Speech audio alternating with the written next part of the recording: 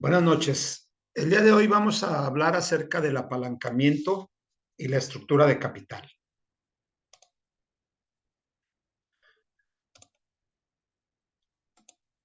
¿Qué es el apalancamiento? Bueno, el apalancamiento, voy a dar un concepto financiero, ¿verdad? Nosotros sabemos que apalancamiento, pues tiene muchas aplicaciones o significados. Recuerden la frase eh, de dadme un punto de apoyo y con una palanca moveré el mundo, ¿no? Este, este concepto de apalancamiento, pues lo que significa es que con algo que nosotros podamos sostener para poder realizar cualquier movimiento o levantar algo pesado, pues es mucho más sencillo utilizar una palanca, ¿verdad? Válgame ese ejemplo del, del filósofo griego y hablando acerca de su aplicación en las finanzas, bueno, pues está muy afín, ¿no? ¿Qué es el apalancamiento? El apalancamiento se refiere a los efectos que tienen los costos fijos sobre el rendimiento que ganan los accionistas. Costos fijos son aquellos que no aumentan ni disminuyen con los cambios en las ventas de la compañía. Acuérdense que existen varias clasificaciones de costos y el que vamos a emplear aquí en unos momentos más cuando hablemos del punto de equilibrio, pues es el de costos fijos y costos variables. Los costos fijos son aquellos que permanecen inalterados a cualquier nivel de producción y los costos variables son aquellos que cambian conforme se vaya modificando el nivel de producción. Un ejemplo es el alquiler que se utiliza para una fábrica, ¿no? Tal vez la planta, la bodega o el local comercial. Son costos fijos porque se paga de manera constante, periódica, igual durante un año, cada mes. Es un costo fijo anual, pero no así la materia prima o la mano de obra o los gastos indirectos de fabricación. En el caso de la producción, o en el caso de la comercialización, el comprar más o comprar menos unidades. Eso varía conforme aumente el nivel de ventas. Entonces, aquí hablaremos de costos fijos. Las empresas, para hablar de apalancamiento, las empresas tienen que pagar estos costos fijos independientemente de las condiciones del negocio, que sean buenas o malas. Estos costos fijos pueden ser operativos, como los derivados de la compra y la operación de la planta y el equipo, o financieros, como los costos derivados de los pagos de la deuda, que no son los intereses. Por lo general, el apalancamiento incrementa tanto los rendimientos como el riesgo. Es decir, una empresa con apalancamiento va a esperar mayores rendimientos. Y ya sabemos que cuando hay mayor rendimiento, pues el riesgo también se incrementa. Una empresa con más apalancamiento gana más en promedio que aquellas que tienen menos apalancamiento. Sin embargo, las que están más apalancadas resultan también ser más volátiles, es decir, más riesgosas. La otra parte del tema de este día es la estructura de capital. Bueno, el apalancamiento, como ya vimos, es qué tan importantes son los costos fijos para que la empresa obtenga utilidades. Y la estructura de capital es la mezcla de deuda a largo plazo y capital patrimonial. Puede variar significativamente su valor al modificar el rendimiento y el riesgo. Cuanto mayor es el monto de la deuda que emite una compañía, mayores son los costos de reembolso. Y esos costos se deben de pagar independientemente de cómo se vendan los productos de la empresa. Debido al efecto tan fuerte que tiene el apalancamiento sobre la compañía, el gerente financiero debe saber cómo medirlo y evaluarlo, en particular cuando tomas decisiones de estructura de capital. Es decir, cuando se tomen decisiones de endeudamiento, es importante analizar el costo de esto, ¿verdad? ¿Por qué? Pues porque hay que pagarlo. Y si se vende o no se vende, la obligación es cubrir ese endeudamiento. Naturalmente que si las ventas no se espera que sean muy altas, pues el endeudamiento provoca un alto riesgo de que la empresa no cubra con sus obligaciones o no cumpla sus obligaciones. Por lo tanto, debe de hacerse un análisis muy concienzudo del apalancamiento y de la estructura de capital para que la empresa logre el éxito. El formato general del estado de resultados y los tipos de apalancamiento los podemos ver aquí en esta diapositiva. El apalancamiento operativo pues representa la parte de arriba del estado de resultados, donde aparecen los ingresos por la venta menos los costos de los bienes vendidos. Eso me da la utilidad bruta, menos los gastos operativos, me da la utilidad antes de intereses e impuestos. En estos primeros 4 renglones tenemos nosotros la información para calcular el apalancamiento operativo. El apalancamiento financiero pues tiene que ver con los intereses, ¿verdad? De ahí que a partir de ese renglón podemos hacer uso de la información para calcularlo. La utilidad antes de intereses e impuestos, menos los intereses me da la utilidad neta antes de impuestos. Menos los impuestos tenemos la utilidad neta después de impuestos. A esto le restamos el dividendo de acciones preferentes y obtenemos la ganancia disponible para los accionistas comunes. Al dividir esa ganancia disponible para los accionistas comunes entre el número de acciones, pues tenemos la ganancia por acción. Esta última información me va a ser útil para determinar el apalancamiento financiero. Juntos podemos obtener el apalancamiento total de la empresa. Es decir, conociendo el apalancamiento operativo y el apalancamiento financiero, determinamos el apalancamiento total. ¿Por qué es así? Bueno, pues porque tenemos costos fijos operativos y costos fijos financieros. El apalancamiento operativo, volviendo a hacer una recapitalización de los conceptos, se refiere a la relación entre los ingresos por ventas de la empresa y sus utilidades antes de intereses e impuestos, que como lo vimos en la diapositiva anterior, las utilidades antes de intereses e impuestos es la que me determina o ayuda a determinar el apalancamiento operativo. Cuando los costos de operación, como los costos de bienes vendidos y los gastos operativos, son fijos en buena medida, pequeños cambios en los ingresos traerán consigo cambios mucho mayores en las utilidades. Ese concepto de cambio en los ingresos traerá como consecuencia cambios mayores en las utilidades. Es algo similar a la elasticidad que ustedes vieron en microeconomía. Un cambio en los ingresos provoca un cambio mayor o menor en las utilidades. Esa es una medida de elasticidad que le conoceremos aquí como el grado de apalancamiento. El apalancamiento financiero, por otro lado, tiene que ver con la relación entre las utilidades antes de intereses e impuestos y sus ganancias por acción. Podemos ver en el estado de resultados que las deducciones tomadas de las utilidades antes de intereses e impuestos para obtener las ganancias por acción incluye el interés, los impuestos y los dividendos preferentes, lo cual vimos en la diapositiva anterior. Desde luego, los impuestos son variables, ya que aumentan y disminuyen con las utilidades de la empresa, pero los gastos por intereses y los dividendos preferentes son fijos. Cuando estos rubros fijos son grandes, es decir, cuando la empresa tiene mucho apalancamiento financiero, cambios pequeños en las utilidades producen cambios grandes en las ganancias por acción. Igualmente, es una medida similar a la elasticidad. Vamos a tener un valor, un número que me determine el grado de apalancamiento financiero o grado de apalancamiento operativo. El apalancamiento total es el efecto combinado de ambos, tanto el operativo como el financiero, y se refiere a la relación entre los ingresos por la venta de la empresa y sus ganancias por acción.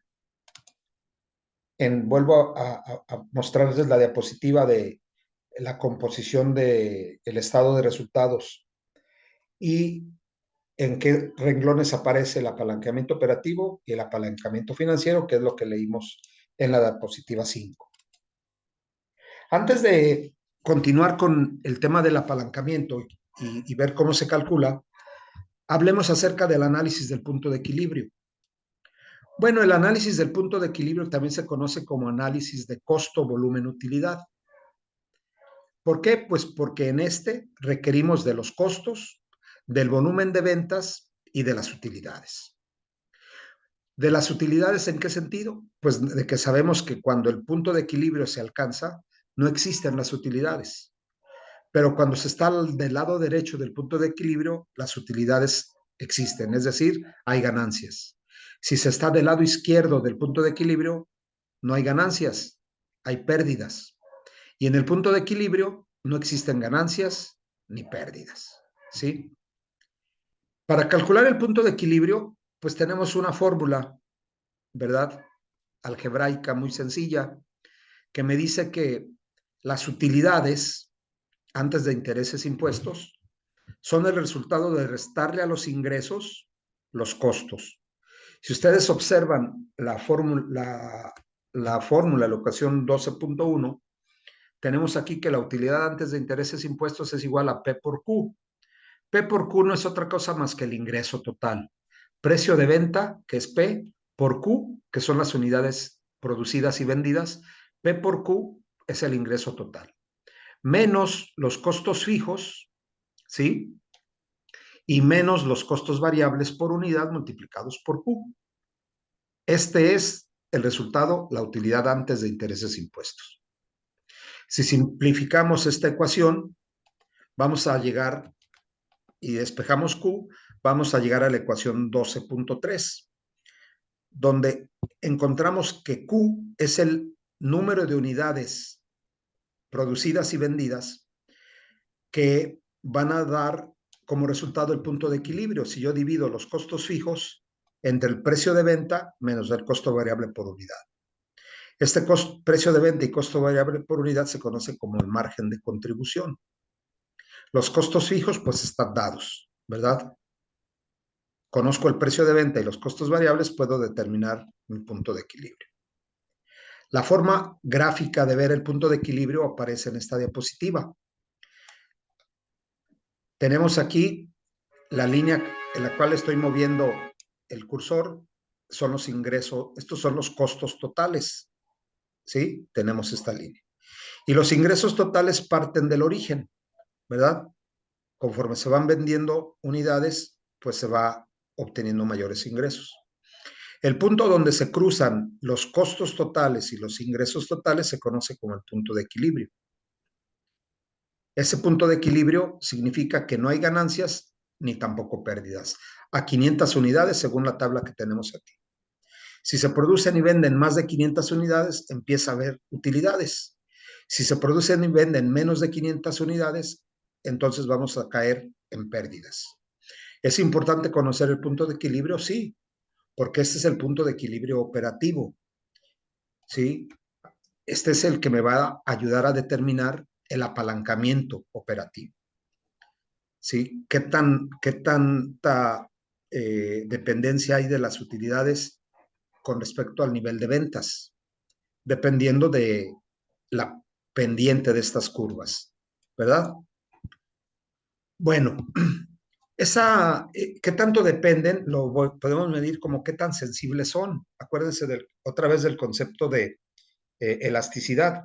¿Qué tan sensibles son las ventas, en el caso que estamos viendo aquí, perdón, las utilidades a las ventas? Sensibilidad del punto de equilibrio operativo a los incrementos de las principales variables de equilibrio.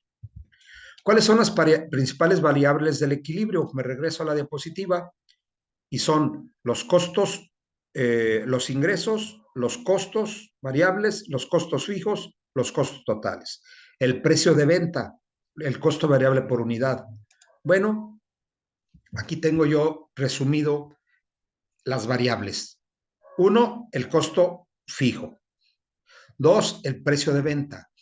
3, el costo variable. Son las variables que aparecen en la fórmula del punto de equilibrio, que es esta que está aquí abajo.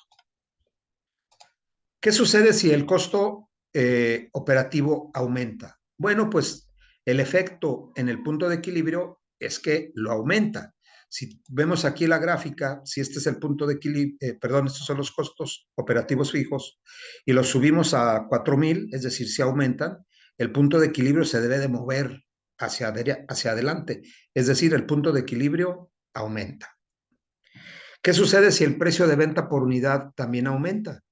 Eso provoca un efecto contrario en el punto de equilibrio, es decir, lo disminuye. Al aumentar el precio de venta, los ingresos pues tienen un mayor incremento. Por lo tanto, el punto de equilibrio disminuye. ¿Y qué sucede si los costos variables por unidad aumentan? Pues el efecto sobre el punto de equilibrio es que este también aumenta.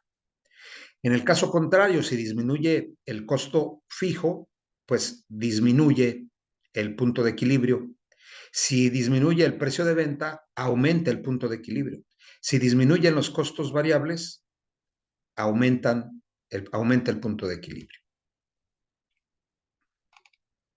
Eso es para que tengamos una interpretación un poco más clara de lo que significa el efecto del cambio en las variables del punto de equilibrio sobre el apalancamiento operativo.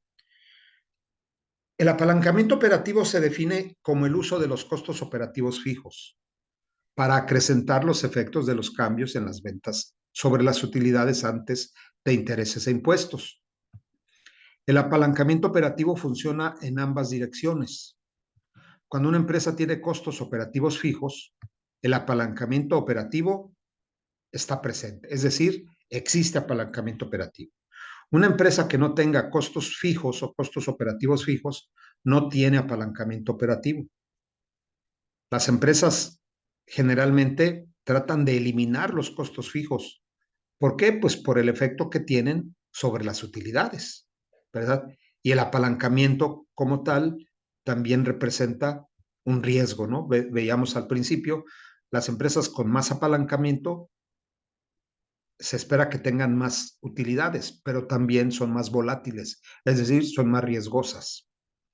Un aumento en las ventas provoca un incremento más que proporcional en las utilidades. Una baja en las ventas provoca una disminución más que proporcional en las utilidades. Es decir, se puede considerar como si tiene un efecto elástico o inelástico, ¿sí? Sobre las utilidades. ¿Qué? Pues el cambio en las ventas.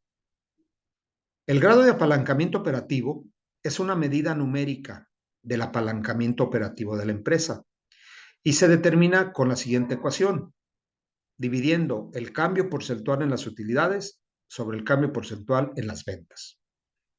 El de la elasticidad es el cambio porcentual en las unidades vendidas sobre el cambio porcentual en los precios.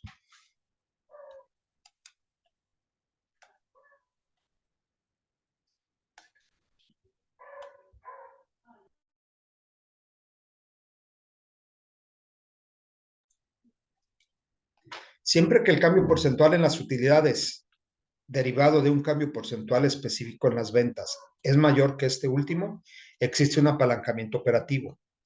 Esto quiere decir, siempre que el grado de apalancamiento operativo es mayor que 1, existe apalancamiento operativo.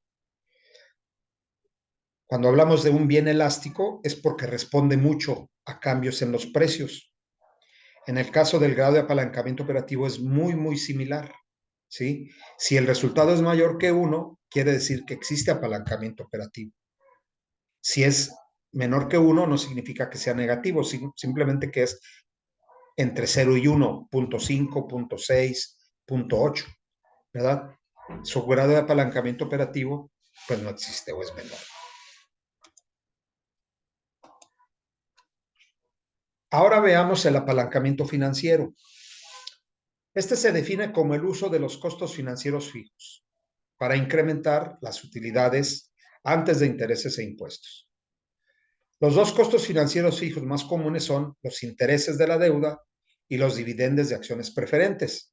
¿Por qué estos dos? Bueno, pues son los que representan el costo de la deuda emitida, ¿no? O de la estructura del capital.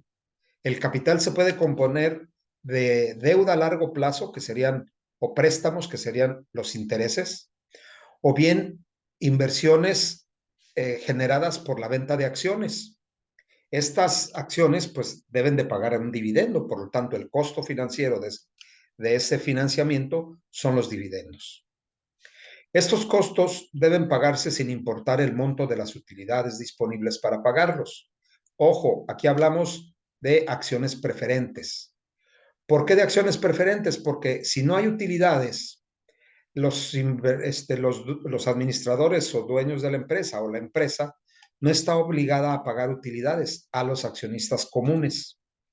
Si la empresa tiene utilidades, pues puede hacer pago de dividendos o bien retener las utilidades.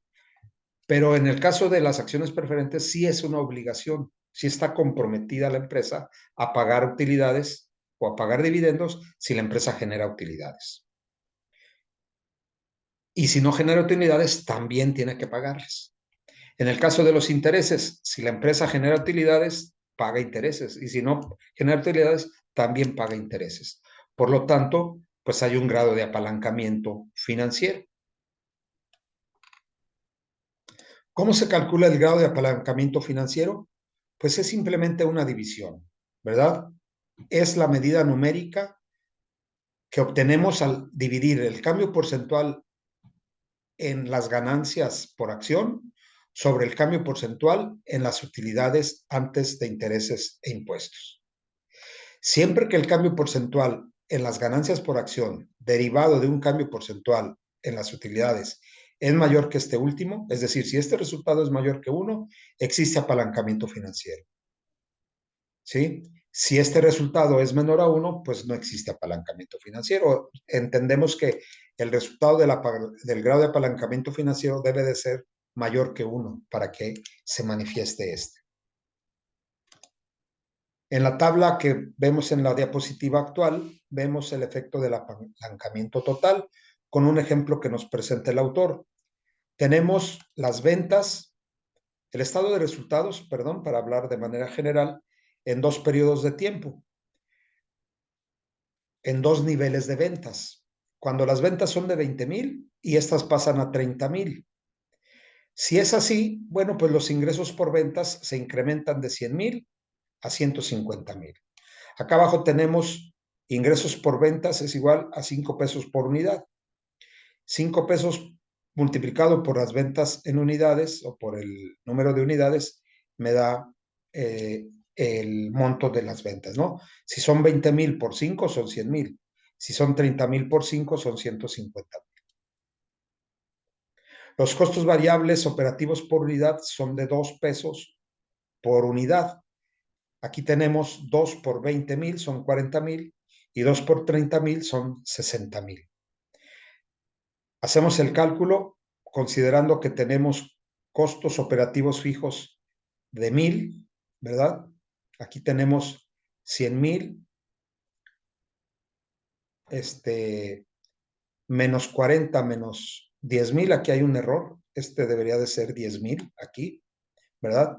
Sería 40 y 10, serían 50,000. 100,000 menos 50,000, pues son 50,000. Por favor, aquí tomen en cuenta ese error, aquí debe ser 10,000. Y del lado derecho tenemos 150,000 menos 60,000 de costos variables fijos, ya lo vimos que se calculan al multiplicar 2 por 30,000, menos 10,000 que son los costos fijos. Entonces son 70,000. 150 menos 70, 80,000. ¿En cuánto cambiaron las ventas? En un 50%, es decir, de 20,000 pasaron a 30,000. ¿En cuánto cambiaron las utilidades antes de intereses e impuestos? En un 60%. De 50 a 80,000 crecieron en 30,000, que representan el 60%. Para terminar nuestra sesión, nosotros tenemos el cálculo del apalancamiento financiero. Bueno, tenemos las utilidades antes de intereses e impuestos, que son 30,000. En el caso de las 20,000 unidades, y de 60,000 en el caso de las 30,000 unidades. Tenemos aquí los impuestos, ¿sí? Que son de 12,000 y de 24,000 en el caso de las 30,000 unidades. Tenemos una utilidad neta después de impuestos de 18,000 y de 36,000. Si se fijan arriba, intereses se mantienen constantes, son un costo fijo. Y los otros 10,000 se mantienen constantes, es un costo fijo también. El costo fijo operativo y el costo fijo financiero, ¿verdad? ¿Qué costo fijo nos falta? Pues el de las ganancias, el de los dividendos por acción preferentes, que también son fijos. Se garantiza un pago, independientemente de si hay utilidades o no. Por eso también son 12,000.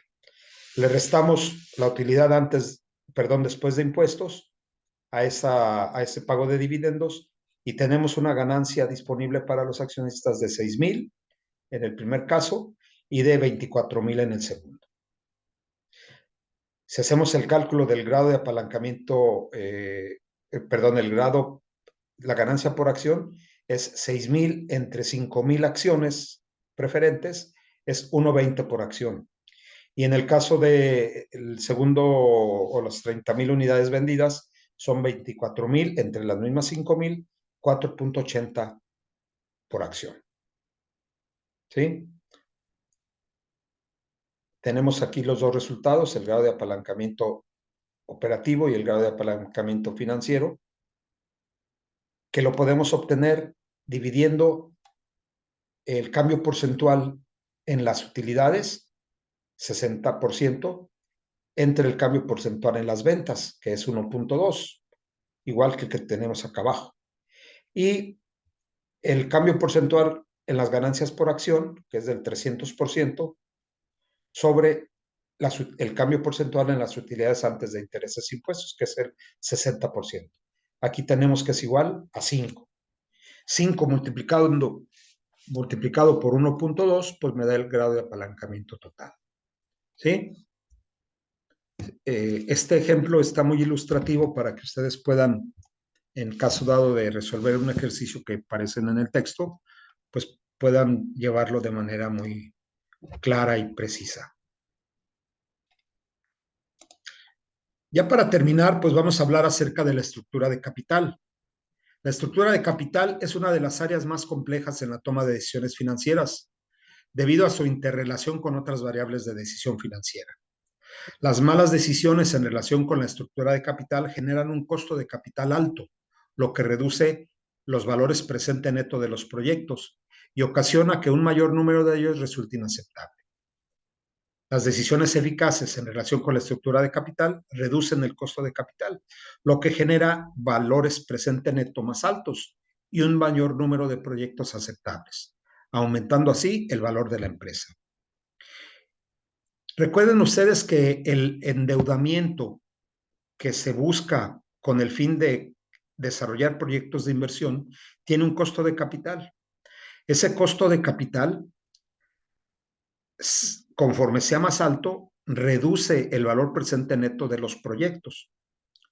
Y si el costo de capital logramos que sea más bajo, pues va a generar valores presente neto mayores o más grandes. Por lo tanto, los proyectos pueden ser más aceptables. El nivel de endeudamiento, por lo tanto, que es aceptable o no, depende del negocio, depende del proyecto, depende de la industria. No todos los endeudamientos o los grados de endeudamiento son equiparables. Hay empresas que requieren más apalancamiento financiero y otras que requieren menos, sobre todo aquellas que venden a crédito, ¿no? Que venden a plazo, o que sus costos de producción son muy altos, o que requieren inversión en activos fijos muy elevados. Las empresas que venden de contado y que venden productos de consumo generalmente o comercializan, pues sus costos financieros son bajos. Generalmente dan financiamiento a estas empresas, como son los supermercados, ¿no? Las empresas prácticamente venden de contado y sus proveedores les dan el crédito que estas les soliciten, 80, 90, 120 días. Por lo tanto, su estructura de capital está muy bien definida, a diferencia de una industria como por ejemplo en la metalmecánica. Todos los rubros que se encuentran del lado derecho del balance general de la empresa, con excepción de los pasivos corrientes, son fuentes de capital. En este balance que tenemos aquí muy simplificado, se ilustra la división básica del capital en sus dos componentes. Capital de deuda, que son la deuda a largo plazo, los préstamos bancarios, y el capital patrimonial, que tiene que ver con las acciones emitidas para el financiamiento de proyectos, ya sean acciones comunes o acciones preferentes. Aparece también ahí las ganancias retenidas, que es capital que se debe en un momento dado o se debió haber repartido como dividendos. Esto, al final de cuentas, es la estructura de capital de la empresa. ¿Y cómo es la estructura de capital eficiente? Pues dependiendo de cada una de las empresas. No podemos hablar de un monto o de un rubro específico, que es el capital, perdón, la estructura de capital más eficiente. Bien, por mi parte es todo. Aquí tenemos la bibliografía en el libro de texto base que tenemos. Espero haya sido de su utilidad para poder responder al cuestionario Moodle que tienen esta semana. En base a lo que vimos aquí, creo que es suficiente, y si no fuera así, pues acuden al texto para reafirmar algunos conceptos que vimos el día de hoy. Muchas gracias. Voy a detener la grabación.